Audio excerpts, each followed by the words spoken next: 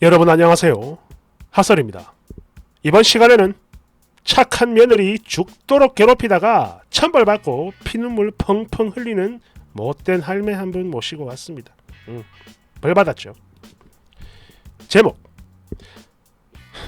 시자질로 나를 죽이려 했던 시어머니, 이제 시누이가 똑같이 당하니까 당신도 피눈물을 흘립니다. 그러게 그때 나한테 왜 그랬어요? 원제: 시어머니가 저를 끌어안고 우셨습니다. 제목 그대로예요. 연을 끊고 지냈던 저희 시어머니가 그토록 미워했던 저를 당신 품에 끌어안고 엉엉 우셨습니다. 그러면서 이제는 당신을 용서해달라고 하는데 이걸 어찌해야 할지 몰라서 이렇게 글 올리는 건데요. 조언 좀 해주세요. 최대한 짧게 쓰겠습니다. 전날 큰아이 임신과 함께 시작된 시어머니의 엄청난 시집살이, 그 어마어마했던 내용들 그걸 쓰진 않겠습니다. 그냥 딱 하나. 아니 이 사람은 왜 자꾸 나를 죽이려 하는 걸까? 이런 생각이 하루에도 수십 번씩 들었다는 거, 그 정도만 말씀드릴게요. 그렇게 한 3년 정도 지났을까? 하루는 갑자기 숨이 안 쉬어지고 가슴이 미친 듯이 쪼이는, 그러니까 뭔가가 제 가슴, 그러니까 심장이죠. 심장과 온몸을 막 쪼우는 느낌이 드는 거예요. 그래서 급히 심장내과를 갔는데 모든 검사 결과는 정상. 결국 정신의학과에서 우울증, 불면증, 심각한 외상 후 스트레스 장애에다 공황장애까지, 이 모든 걸 한 번에 진단받았고요. 그 즉시 바로 약 복용을 시작하게 됐습니다. 그랬는데 한 번은 정신과 의사 선생님이, 따지고 보면 이분이 제 생명의 은인이세요. 이거 아무리 약을 먹어도 원인을 끌어내지 않으면 평생 먹어도 절대 아무 소용이 없어요. 이러면서 저희 남편을 정말 크게 혼냈습니다. 저기 보호자분, 아내 죽이실 겁니까? 예? 이러다 사람 죽어요. 그렇게 그날 이후 저는 남편과 함께 시어머니와 연을 끊었고 4년 됐어요. 물론 절대 죽어도 용납을 못한다는 시어머니였지만 생애 처음으로 그런 당신에게 반항을 했고 그대로 집을 뒤엎어버린 남편이 완벽하게 저지를 했습니다. 그리고 연 끊은 지 1년 정도 됐을 때였나? 그 즈음부터 저는 약을 끊었어요. 왜냐하면 잠이 참 잘 오는 겁니다. 어머님 안 보니까. 그리고 사람이 잠을 잘 자니까 잘 먹게 되고 건강도 마찬가지. 그냥 저절로 회복이 됐어요. 너무 신기했죠. 어이가 없을 만큼. 그렇게 제 몸이 나아진 후에도 저는 여전히 연을 끊고 지냈고 남편만 아주 가끔 안부 전화를 한다든지 애들 사진을 보내는 정도만 하면서 지냈습니다. 그냥 그게 전부였어요. 저렇게 하면서 명절 때 애들만 데리고 가서 하룻밤 자는 게 끝이었죠. 그랬는데 작년에 시집을 간 저희 시누이, 얘가 최근 전날 저처럼 우울증 진단을 받고 약을 먹기 시작했다고 합니다. 이유는 바로 고된 시집살이. 정말 이 세상엔 신이라는 존재가 있나봐요. 들어보니까 신우가 당했던 그 모든 시집살이들, 시어머니 당신이 저에게 했던 말과 행동들, 아니 사람을 잡아 죽이려 했던 그게 완전 똑같아요. 정말 한 치 한 푼 안 틀리고 완전히 똑같습니다. 참고로 이거요, 제가 다른 사람한테 들은 게 아니라 시어머니가 직접 울면서 자백한 거고요. 진짜 이 얘기 전에 듣는데 온몸에 소름이 돋았어요. 그러니까 시집을 간 시누이가 정말 하루가 멀다 하고 엉엉 울면서 자기 엄마한테 전화해서 한풀이를 했다고 하는데, 이게 처음엔 당신도 같이 화를 내고 욕을 했다고 해요.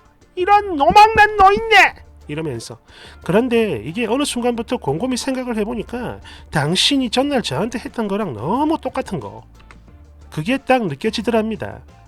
그래서 그걸 깨달은 뒤부턴 당신의 사돈분의 욕을 할 수가 없었다고 해요. 부끄러워서. 그러다 지난주 주말, 잠시만 볼 수 있겠냐? 내가 사과를 하고 싶다. 이러면서 남편을 통해 저한테 연락을 해왔고 한참을 고민하다가 그냥 알겠다 했으며, 그렇게 집 근처 공원에서 당신을 4년 만에 만나게 됐습니다. 그리고 이게 당신의 진심인지 아닌지는 모르겠으나 확실히 저를 바라보는 눈빛이 그리고 말투가 달랐어요. 같은 사람이 맞나 싶을 정도로 기분이 이상했습니다.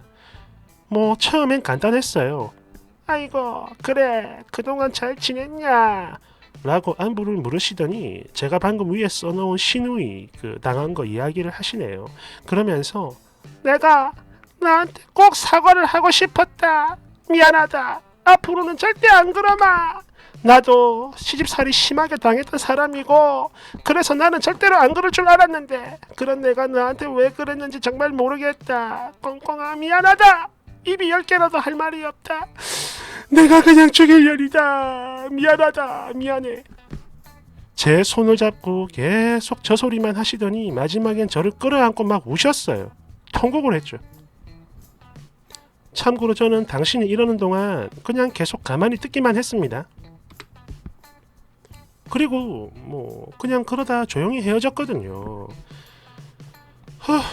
그랬는데 이제부터 제가 뭘 해야 할지 모르겠어요. 다시 연락을 하고 왕래를 해야 하는 건지 그게 아니면 당신에게 사과를 받긴 했지만 그냥 지금처럼 쭉 연 끊고 지내야 하는 건지.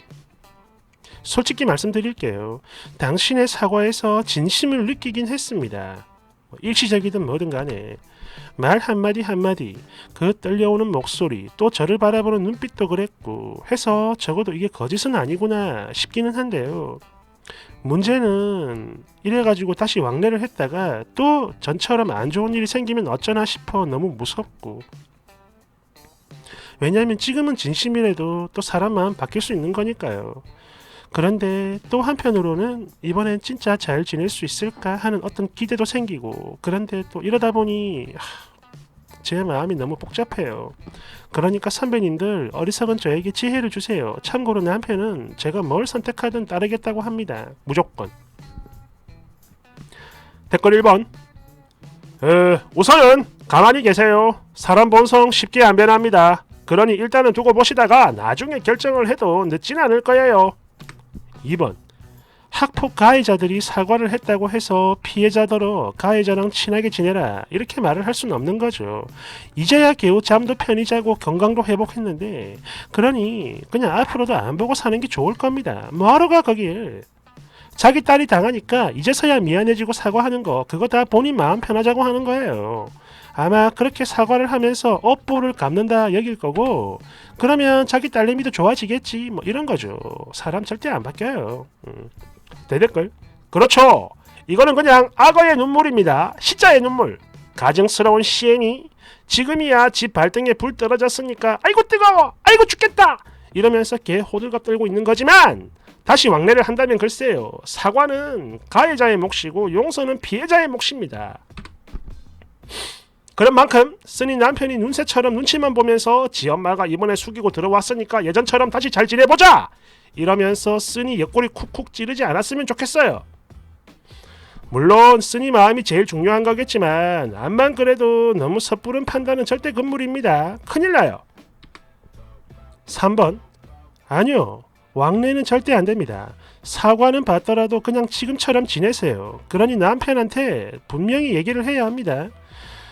어머님이 사과를 했다고 해서 달라지는 건 없어. 다시 왕래하고 지내다가 내가 또 그렇게 정신적으로 힘들고 아프지 않으리라는 보장이 없어. 그렇잖아. 당신도 당신 딸이 시자질 당하니까 사과를 하는 거지. 그게 아니었다면 과연 나한테 사과를 하셨을까? 딱 이렇게 말하고 그냥 지금처럼 지내겠다 하세요. 단언컨대 다시 왕래하면 쓰니는 그땐 아마 죽을 거예요. 4번 이거는 그냥 본인 마음 편하려고 그러는 겁니다. 그런 만큼 쓰니의 시누이가 그런 꼴을 안 당했다. 그래도 과연 사과를 했겠습니까? 지 아들 훔쳐간 쌍년이라고 욕이나 했겠죠. 그냥 지금처럼 지내면 되는 겁니다. 잠도 잘 오고 밥도 잘 넘어가고 얼마나 좋아. 5번 헷갈려 하시는 것 같은데 제가 시나리오 한번 써보겠습니다. 당신이 쓰니에게 사과를 하는 거 이거는 쓰니에게 미안해서 그러는 게 아니에요. 그냥 본인이 그렇게 하면 자기 딸도 나아질까 업보가 좀 줄어들까 해서 저 지랄하는 겁니다. 그런 만큼 쓰니가 다시 왕래를 하는데 그럼에도 불구하고 지 딸내미의 상황이 나아지지 않는다. 그러면 그 분노가 어디로 향할 것 같습니까? 6번. 제가요 이걸 비슷하게 겪은 사람이라 잘 아는데 쓰니 시모 정도 되는 나이대 사람들은 평생을 그렇게 살아왔기 때문에 더더욱 안 바뀌어요. 연을 끊었던 지난 4년 그동안 쓰니 욕을 얼마나 했을 것 같습니까? 모르긴 해도 내 아들 뺏어간 년, 이 괘씸한 년 이러면서 그 원망감에 이를 바득바득 갈고 칼을 갈고 있었을 텐데 그래놓고 본인이 저지른 그 업보로 지 딸내미가 당하니까 이제 와서 아차 하는 거 보세요. 만약 쓰니 시모가 진정으로 바뀔 인간이었다면 쓰니가 왕래를 끊었을 때 자신을 돌아보고 바로 사과를 했어야 되는 겁니다. 그런데 아니었죠. 그리고 시누이도 마찬가지. 자기 엄마 행태는 이미 알고 있었을 테고 그동안 엄마랑 같이 쓰니 욕하다가 돌려받은 모양인데 굳이 용서할 필요도 없어 보이는데요. 응? 사과했다고 바로 왕래를 하겠다. 이거는 필요에 의해 즙을 짜낸 거지 다른 거 없어요. 그냥 그게 답니다. 악어의 눈물이라고 하죠. 그리고 이런 경우 제가 당해봐서 아는데요.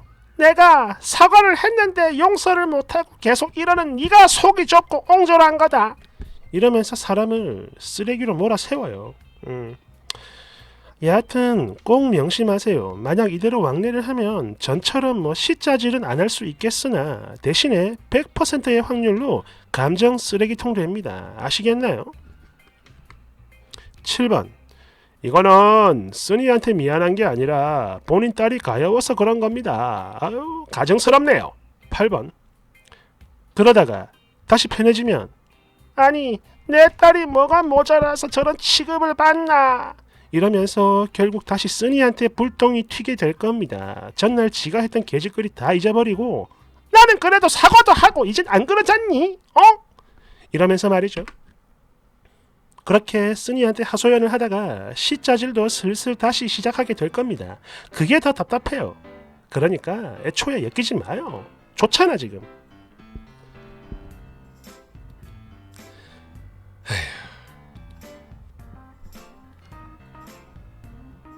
아까 그 댓글 참 마음에 드네요. 사과도 제가 전에 그런 말 했죠. 사과도 타이밍입니다. 타이밍.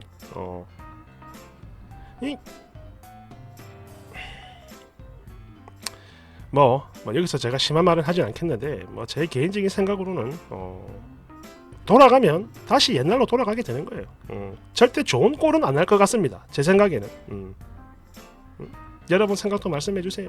감사합니다.